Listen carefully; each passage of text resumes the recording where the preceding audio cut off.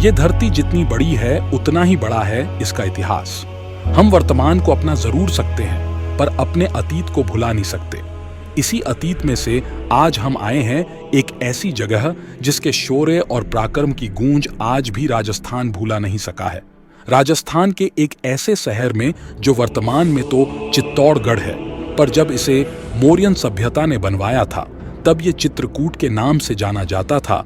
738 में बप्पा रावल ने इस पे विजय प्राप्त की और मेवाड़ की राजधानी बनाया। चित्तौड़ का किला आज भी अपना गौरव, साली इतिहास व यहाँ के वीरों व वीरांगनाओं की कहानी को लेके खड़ा है। 2013 में यूनेस्को वर्ल्ड हेरिटेज साइट में आने के बाद इसकी मरम्मत का काम हालांकि शुरू हो चुका है, पर वर्तमान में ये बस देखने मात्र में एक खंडर ही है। इस किले के जो आज के मुख्य द्वार है वे उस समय के किले के पीछे के द्वार थे। संख्या में 7 व अपने ऊपर नुकीली किले लेके ये आज भी उसी मजबूती से खड़े हैं। मैं video editor Ronit, cameraman Rahul व डायरेक्टर स्क्रिप्ट राइटर रोनित आज हम जाएंगे और आपको बताएंगे कि कब क्या और कैसे हुआ।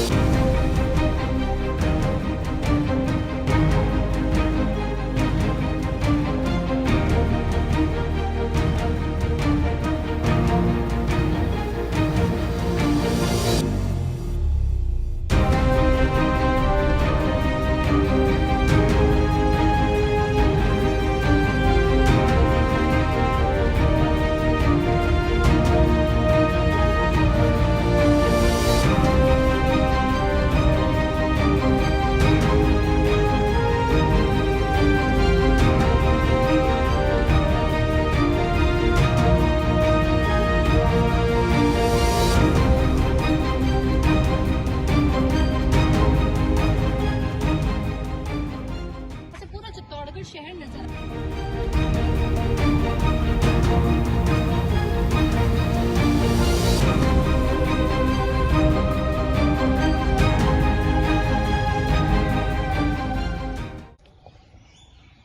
कुंभा महल का निर्माण बप्पा रावल ने करवाया था। ये रॉयल पैलेस के नाम से भी जाना जाता है।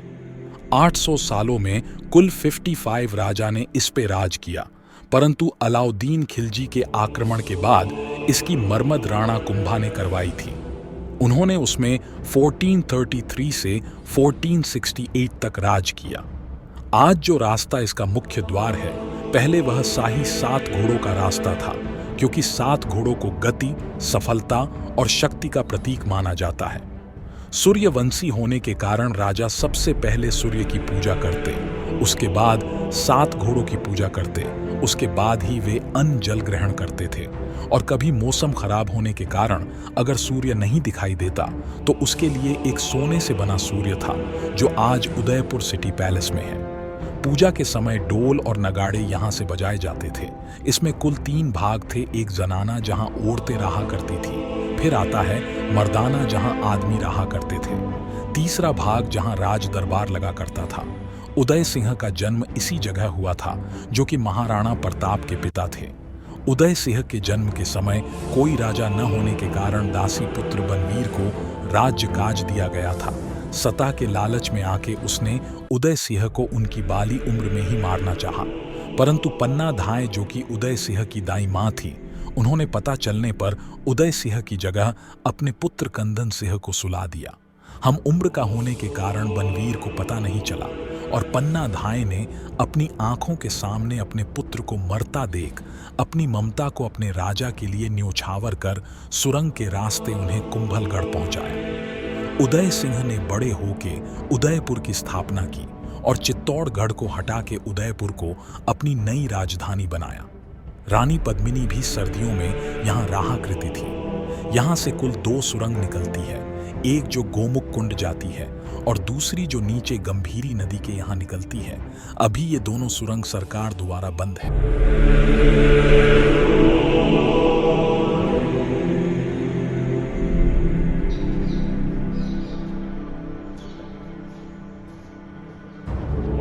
हालांकि अभी ये सब खंडर बन चुका है, पर उस समय ये एक विशाल महल हुआ करता था। मीराबाई का जन्म 1498 कुड़की मैत्रा में हुआ। मीराबाई श्री कृष्ण की बहुत बड़ी कवयित्री व भक्तिन थी।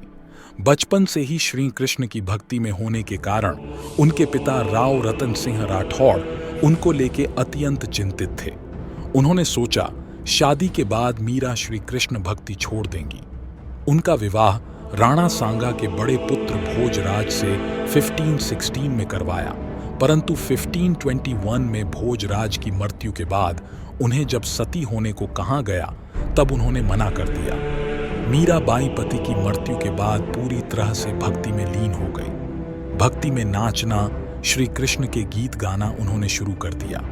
यह बात उनके देवर विक्रमादित्य को सही नहीं लगी। उन्होंने उन्हें बहुत मनाने का प्रयास किया कि राजपूतों को यह सब शोभा नहीं देता, परंतु उन्होंने सब मोह माया, घर बार व अपने सभी रिश्तों को छोड़ दिया था। माना यह जाता है कि उसके बाद विक्रमादित्य ने उन्हें 2 बार मारने का प्रयास किया। पहली बार उन्हें जहर दिया, जो कि श्री कृष्ण की कृपा से अमृत समान बन गया, और जब दूसरी बार एक टोकरी में सांप दिया तो वो सांप फूलों की माला बन गया। इन सब से परेशान होके मीराबाई मथुरा चली गई। फिर वे वृंदावन जाके अपने जीवन के बाकी साल बिताए। 1547 में मीराबाई श्री कृष्ण की मूर्ति में विलीन हो गई। इसी कारण से आज तक मीराबाई की एक भी समाधि नहीं है। अब हम जहां आए हैं वह है जौहर स्थल। जौहर के पीछे की कहानी कुछ ये है कि 1303 में एक तांत्रिक राघव चेतन को चित्तौड़गढ़ से निकाला दे दिया था, तो उसने बदला लेने के लिए अलाउद्दीन खिलजी को पद्मिनी के सुंदर रूप के बारे में बताया, जिसके बाद अलाउद्दीन खिलजी ने चित्तौड़गढ़ पे आक्रमण कर दिया। उसके कई प्रयासों के बाद भी जब चित्तौड़गढ़ की बड़ी व मजबूत दीवारों को तोड़ने में वह असफल रहा, तब उसने दुर्ग के नीचे अपना डेरा जमा लिया और राशन की आवाजावी बंद कर दी। 6 महीनों बाद जब दुर्ग का राशन खत्म होने लगा, तब प्रजा के हित के लिए राजा रतन सिंह ने संधि करना चाहा। तब रात के भोजन के लिए बुलाया। भोजन के बाद जब अलाउद्दीन के जाने का समय आया, तब अलाउद्दीन ने रानी पद्मिनी से मिलने की बात कही, जिसके बाद रतन सिंह ने गुस्से में कहा, क्या हुआ? क्या हमने कोई नावाजिब गुजारिश कर दी? घनी ओछी बात कर दी तूने अलाउद्दीन। चित्तौड़ में हम अतिथि को भगवान मानते हैं, वरना तेरा सर धड़ से अलग होता इस वक्त। जब अलाउद्दीन को रतन सिंह किले के नीचे लेके गए तो उन्हें बंदी बना लिया। राणा के बदले पद्मिनी को देने की मांग रखी। तब गोरा, बादल जो कि जालोर के चाचा भतीजे थे, उन्होंने ये जिम्मा अपने सर लिया। उन्होंने खुद पद्मिनी व उनके सैनिकों को दासी के कपड़े पहना के पालकी में बैठाया और अलाउद्दीन के सामने पद्मिनी बन के गए। जब रावल रतन सिंह सही सलामत किले में चले गए, तब गोरा, बादल अपने असली रूप में आके अलाउद्दीन की सेना पर कहर बन के टूट पड़े और कहा जाता है, सर कटने के बाद भी दुश्मन सैनिक के 150 सैनिकों को मार गिराया था। रतन सिंह किले में युद्ध की तैयारी करके आके कहते हैं,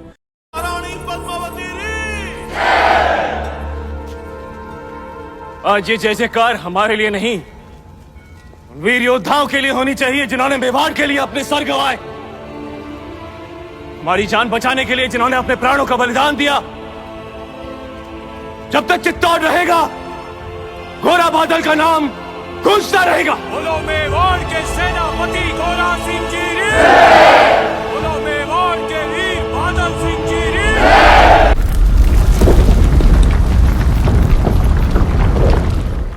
हमारे जाने का वक्त आ गया है।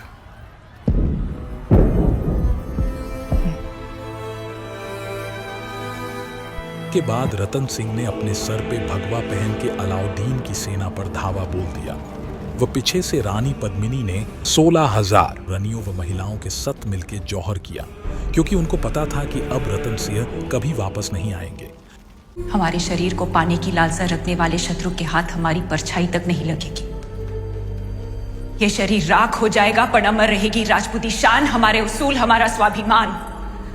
और ये ही अलाउद्दीन रे जीवन री सबसे बड़ी हार होगी। क्योंकि 80,000 से 20,000 सैनिकों का जितना नामुमकिन सा था।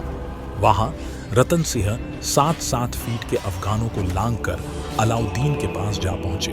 राणा की युद्ध कौशलता को देख अलाउद्दीन डर गया और छल से राणा को मारने में सफल हुआ। ये जंग 216 से लड़ी होती और रावल रतन वीर गति को प्राप्त हुए।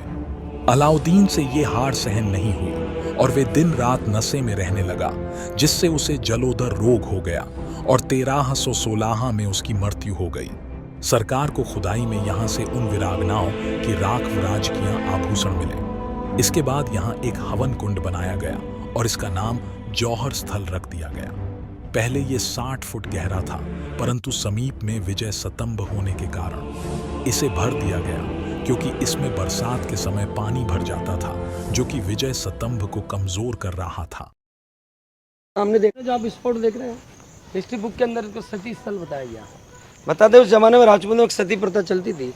हस्बैंड की किसी कारण युद्ध में या किसी कारण मृत्यु होती थी, उसकी विधवा राजपूत लेडीज अपने हस्बैंड की यहाँ पे चिता पे डेड बॉडी गोद में लेकर उसको जीवित जलती थी, उसको सती ना बोलते थे। वो पूर्व दरवाजा मेन जौहर गेट कहलाता है, उसी गेट से इनके आने की एंट्री होती थी जौहर के लिए। उसको सेकंड जौहर द्वार भी बोला जाता है। सेकंड जौहर द्वार इसलिए बोला जाता है, 1568 में जब अकबर का इधर में आक्रमण हुआ था, तो बिफोर युद्ध से पहले 7,000 राजपूत लेडीजों ने इधर से एंट्री करके और इधर में जौहर जलाया था, बलिदान किया था। मेरी वीडियो देखने के लिए आपका धन्यवाद। मैं उन सभी वीरों और उनकी वीरगनाओं का भी तहे दिल से आभारी हूं, जिन्होंने हमें इतना बड़ा व गौरवशाली इतिहास दिया। इस वीडियो का पार्ट 2 भी है, आप चाहे तो वो भी देख सकते हैं, जिसमें हमने गोमुख कुंड, पद्मिनी काल्पनिक मूर्ति, त्रिमुखी शिव मंदिर और भी बहुत कुछ घुमा है। मैं आशा करता हूं कि आपको ये वीडियो अच्छी लगी होगी।